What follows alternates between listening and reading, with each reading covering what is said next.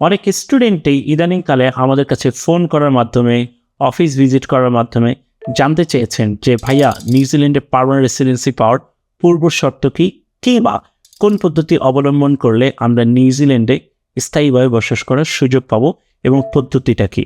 আসুন এই ভিডিও থেকে আপনারা পরিপূর্ণ একটি স্বচ্ছ ধারণা পেয়ে যাবেন কিভাবে আপনি পড়াশোনা কমপ্লিট করার পরবর্তী সময় নিউজিল্যান্ডে স্থায়ীভাবে বসবাস করার সুযোগ পাচ্ছেন।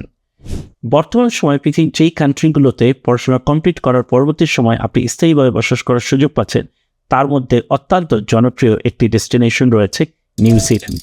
তবে তার জন্য যৌক্তিক কিছু কারণও রয়েছে।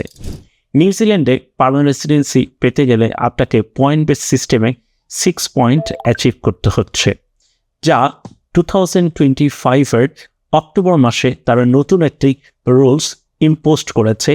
যেই অ্যানাউন্সমেন্টে তারা বলেছেন এখন থেকে নিউজিল্যান্ডে যারা মাস্টার্স কমপ্লিট করতে যাবেন, ইনস্টিড অফ 5 পয়েন্টস আপনারা সকলে 6 পয়েন্ট পাবেন।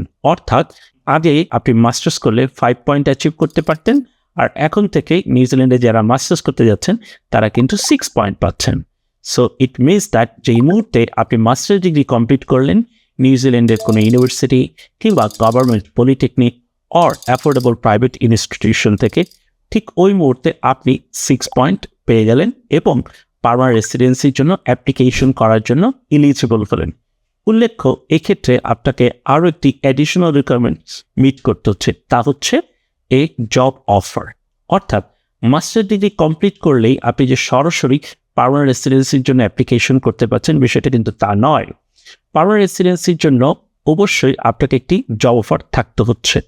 তবে উল্লেখ্য, অন্য সময় যেমন ন্যূনতম 1 বছরের ওয়ার্কিং এক্সপিরিয়েন্স নেসেসিটি ছিল, বাট এই সময়ে শুধুমাত্র আপনি মাস্টার ডিগ্রি কমপ্লিট করছেন এবং একটি জব অফার নিয়েই কিন্তু আপনি নিউজিল্যান্ডের সরাসরি পার্মানেন্ট রেসিডেন্সির জন্য অ্যাপ্লিকেশন করার সুযোগ পাচ্ছেন। যদিও এই ভিডিও থেকে আপনি ক্লিয়ার একটি ধারণা পেয়েছেন, তারপরও আপনার মনে কনফিউশন থাকতেই পারে যে আসলে আমি যেই বিষয়ে পড়াশোনা করেছি ঠিক আমার এডুকেশন রিলেটেড আমাকে জব পেতে হবে কিনা। এই ধরনের সুনির্দিষ্ট কোনো গাইডলাইন কিন্তু ইমিগ্রেশন নিউজিল্যান্ডে বলা হয়ে ওঠেনি। সো আমরা যদি খুব সিম্পলিফাইডভাবে যদি ভেবে থাকি, খুব সাধারণভাবে যদি ভেবে থাকি, সেক্ষেত্রে যেই মুহূর্তে আপনি মাস্টার ডিগ্রি কমপ্লিট করলেন নিউজিল্যান্ডের ইউনিভার্সিটি, অ্যাফোর্ডেবল গভর্নমেন্ট পলিটেকনিক এবং প্রাইভেট টার্শারি ইনস্টিটিউশন, ঠিক ওই মুহূর্তে আপনি 6 পয়েন্ট পেলেন। অন দ্য আদার হ্যান্ড, শুধুমাত্র একটি জব অফার নিয়েই আপনি কিন্তু নিউজিল্যান্ডে সরাসরি পার্মানেন্ট রেসিডেন্সির জন্য অ্যাপ্লিকেশন সাবমিট করতে পারছেন। ইতিমধ্যে বাংলাদেশের অনেক মেধাবী শিক্ষার্থীরা নিউজিল্যান্ড থেকে মাস্টার ডিগ্রি কমপ্লিট করার পরবর্তী সময় স্থায়ীভাবে বসবাস করার জন্য পার্মানেন্ট রেসিডেন্সির জন্য অনেকে অ্যাপ্লিকেশন করেছেন এবং আমাদের অনেক স্টুডেন্টরা কিন্তু খুব স্বল্প সময়ের মাধ্যমে পার্মানেন্ট রেসিডেন্সি পেয়েছেন।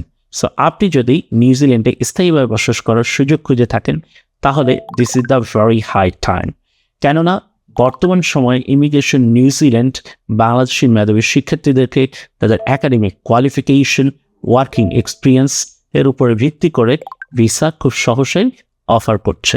সো আমি আপনাদের সকলকে বিনীতভাবে অনুরোধ করব, if you are really interested to study, work and settle in New Zealand, please don't delay and apply today.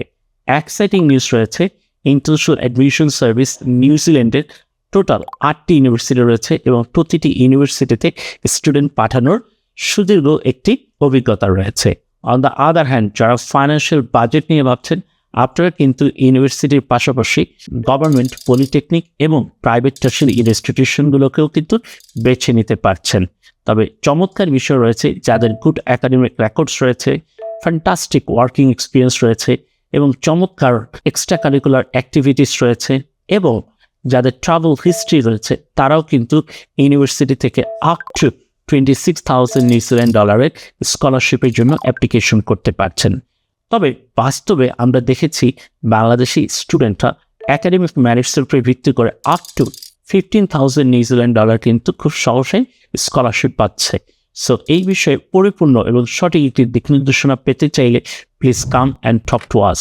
আপনাদেরকে যথার্থ গাইডলাইন দেওয়ার জন্য ইন্টারন্যাশনাল অ্যাডমিশন সার্ভিস সদা প্রস্তুত।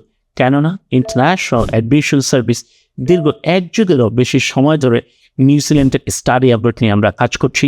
সো আমাদের পূর্ব অভিজ্ঞতার আলোকে আমরা দিতে পারবো আপনাকে সঠিক একটি দিক নির্দেশনা এবং গাইডলাইন। আগামী নতুন করে ভিডিও সেশন নিয়ে অফকোর্স আপনার সাথে দেখাবেন। সেই পর্যন্ত সবাই ভালো থাকবেন, সুস্থ থাকবেন। Bye for now.